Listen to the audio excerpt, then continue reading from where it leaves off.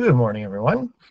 So yesterday we did some review on modeling with linear relationships. And as I mentioned, next couple of days, we're going to keep doing this same kind of process, reviewing and talking about different models. So our next model is going to be quadratics. So like yesterday, we're just going to review a little bit what we know about quadratics, okay, and kind of go from there. So, and if we do a little brainstorm, try to think, what do you remember about quadratics? But here's some of the key features that you can copy out onto your handout. Okay, the graph is a parabola, so that nice little kind of an arch shape. So for example,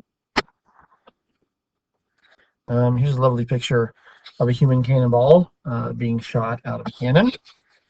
So right, that familiar kind of arc shape as they fly through the air. Okay, that's what a parabola looks like.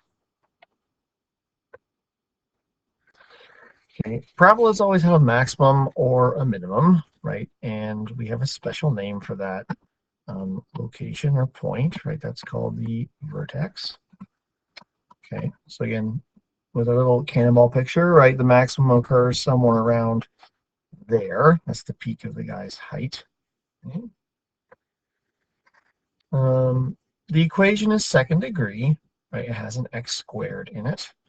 Okay, there's a few different forms of quadratics that you can use. There's vertex form and standard form, factor form.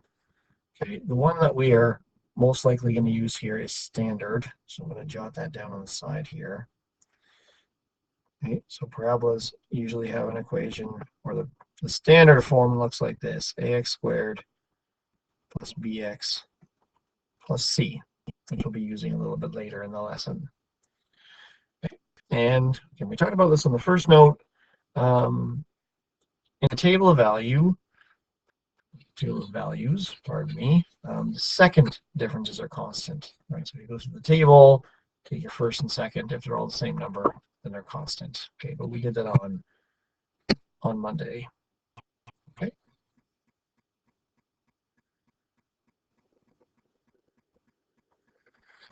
Okay, so some common things or situations that can be modeled by quadratics.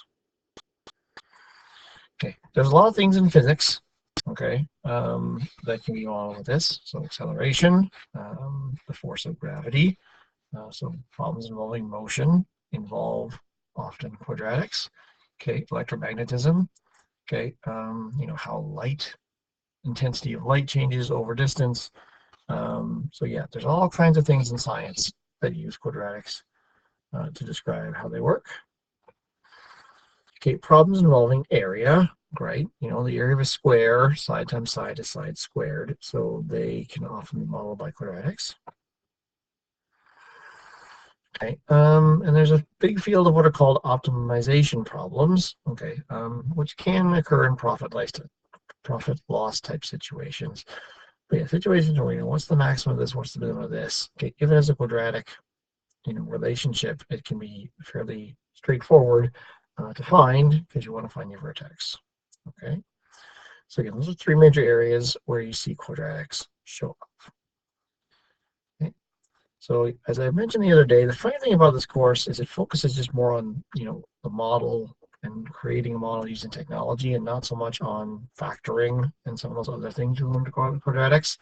So, kind of the key thing, again, is to remember what that shape looks like, okay, and think about what that means in the long term if you're modeling with a quadratic, okay? So there's just two examples that we're going to run through this morning. Okay, so here's the first one, okay, that you have at the bottom of your page there. The path of a cannonball fired from atop a 25-meter cliff face is shown. Okay, describe the rate of change in the height of the cannonball. Okay, and I'm going to highlight that here. Okay, because the other day we talked about increasing and decreasing functions. Okay, and that's not exactly what we're talking about here, right? If I just described how the function, right, how my quadratic increases and decreases, right, we would say it increases at first, right, to a maximum around here, and then it's decreasing all the way down until it hits the ground. Okay, right. So again, if that's a cannonball or a lovely human cannonball there, that's what's happening. Okay, remember, the rate of change is how much something is increasing or decreasing. Right? We talked about that yesterday when we talked about linear relationships. Right? In a linear relationship, so something like this, okay, the rate of change is always the same because as I go from left to right, whenever I go over, I keep going up the same amount over and over again. Okay? So what's happening here with the parabola? Okay, there's two ways we can think about it. Okay, one would be doing what I just drew on the line there. So if I do little bits of rise and run. So if I go from, say, starting here, 25 over, there's my first, and there's my next one, and my next one. And you can see this is getting harder to draw, okay, because as I'm going over, okay, those gaps are getting smaller and smaller. Okay, it's not going up by as much each time. It's still going up, but it stops going up by the time I hit the maximum, right? It's going up less each time. Okay, so even though my graph is going up, okay, my rate of change, the rate of change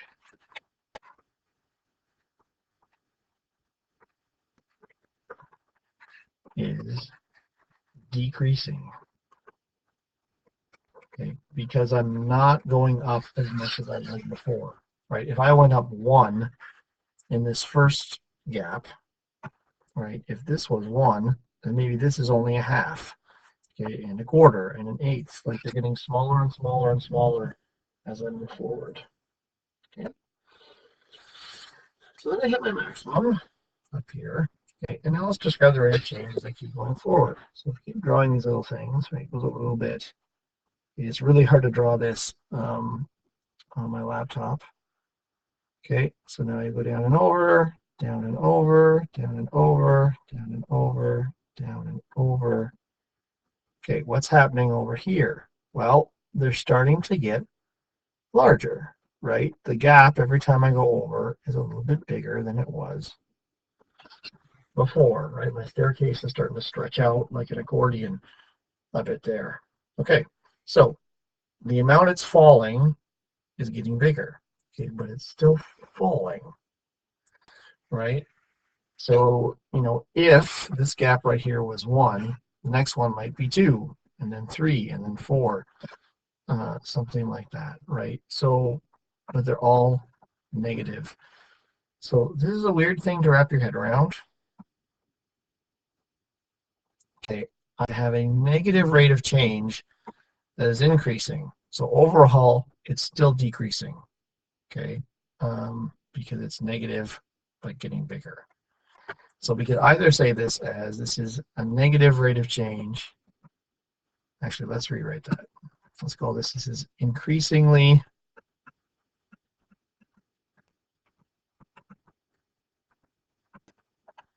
negative rate of change. Okay, which is, I know it sounds weird, it's kind of the same thing as saying it's decreasing. Okay. So that's what's happening in the rate of change, right? It was going up, but it's smaller and smaller amounts, and then they turn negative, and then bigger and bigger negative numbers. And that's what's happening to my rate of change. Okay. Another way to visualize the same thing. Okay, so I'm going to erase this and just draw it again with something different. You don't have to erase it and redraw it if you don't want to. But to show you what I'm talking about, the other way you can visualize this is with what's called a tangent line. You may have done this in chemistry or physics when you're doing a lab. Okay, it is, if I want to get an idea of my slope rate of change, the problem is I have a curve. So I try to get at that slope by just drawing a line against it. So back at the start, right, I might draw something like this. That's not very good. Let's try that one more time. Okay, I might draw something like this. That's my tangent. Okay, and then further along, that tangent is not going to be as steep as it was before. It's going to be flat here for a second when it stops. And then when it starts to go down, it's going down, it's going down more, going down more, going down more, going down more. Okay, so, if you imagine this is like somebody in a snowboard, right? The snowboard is currently tipped slightly upward, right? We're going up, okay, although again, not as much each time. Okay, then we get to the top here. Okay, it's briefly flat. And now, right, I'm going to start going faster and faster downhill because it's getting steeper and steeper and steeper as I go. Okay, so again, the rate of change, right, relative to the thing is always decreasing because it's making me go up slower and then down faster. Okay, down, down, down the whole way. So the rate of change of this function, rate of change is always decreasing, or it's increasingly negative.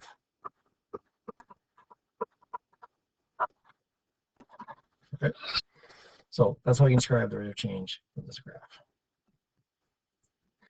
Okay, so flip your page over, and we will talk about the next part. Okay, so here's the situation. Again, you've probably seen a question like this before somewhere along the way.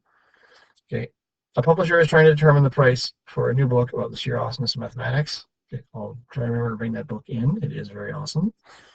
He notes that a similar book selling for $35 sold 50,000 copies. After some surveying, he estimates that for every $5 he raises the price, he would sell 3,000 fewer books, right? When the price suddenly goes up, few people buy it. What price should he set to make the maximum possible revenue? Okay, so we're going to start by, making a little table and writing down some ideas, and then we're going to turn that into a graph with Desmos and then get an equation and figure out what the best possible price is. Okay. So let's start with what we had at the beginning. Key information here, right? It's $35, 50,000 copies, and I want to make the most possible money. So first, let's figure out how much money we would make at the start. Okay, what's the revenue at the beginning? So I have $35 times 50,000 copies.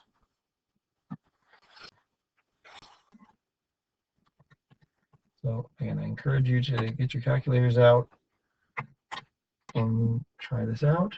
So when I multiply those together, I got 1.75 million. So 1,750,000. Okay. So let's do the next part. Okay. Every time we raise the price $5, we sell 3,000 fewer copies. So let's set up the next one. So if I raise the price $5, we're going to get up to 40. Okay, I'm going to lose 3,000 customers. So now I'm going to be at 47,000. That's 3,000 less than the 50,000. And let's try it again. So we got 40 times 47,000. Okay, so I got 1.88 million. Okay, so even though I lost some customers, okay, I made enough extra money that my profits still went up. Great. Okay, let's do another one and see if we can keep this rolling.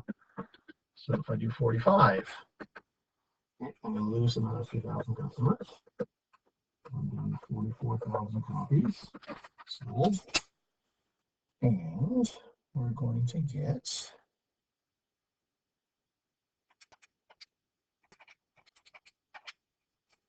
1.98 million. Okay, it still went up. Okay, however, okay, it didn't go up as much. Okay, if I look at the first two, I started doing my differences. This one goes up by $130,000, but this one only went up by $100,000. Okay, so it is going up, but it slowed down a bit. Okay, that is, the rate of change is getting smaller. It's still moving up, but not as much as it did before. Okay, so this might be a good place to pause the video. Okay, I'd like to continue this pattern for a little bit, right? So try with 50, try with 55. Okay, and see if you can figure out where you think the maximum profit is. So I'd like you to pause the video, please, for about 5 minutes, try it out, and then we'll come back and finish this investigation together.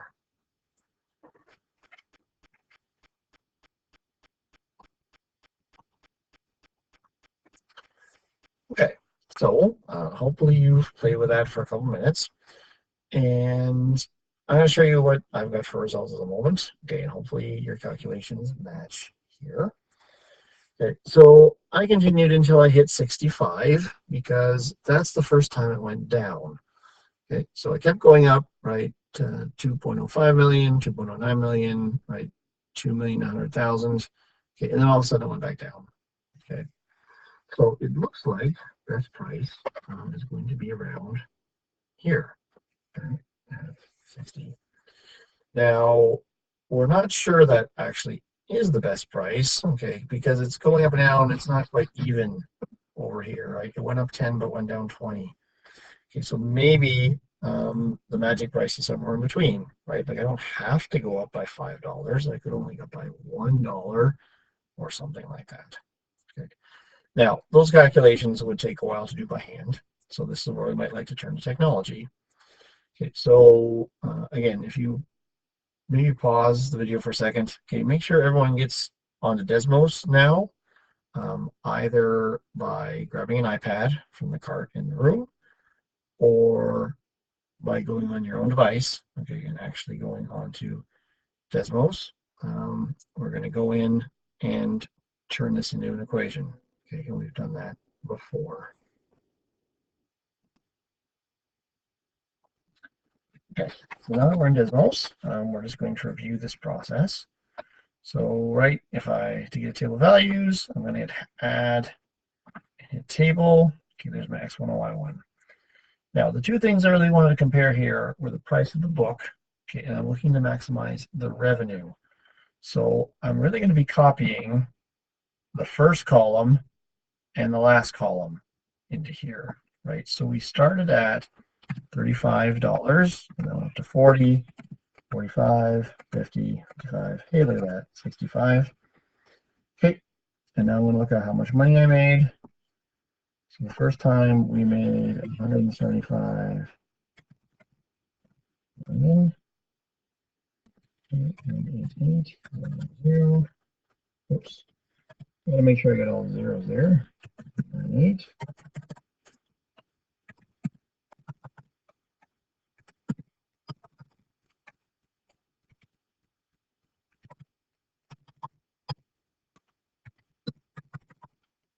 Okay, so I got my data in. Okay, now I'm going to have to zoom out a lot to make this show up.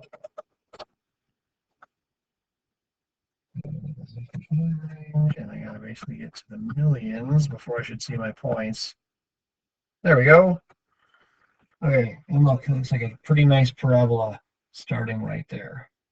Okay, so next thing I want to do is to get the equation of this parabola. Okay, so we can do that the exact same way we did line of best fit with Desmos, just we have to tell Desmos that we want a quadratic and not a line.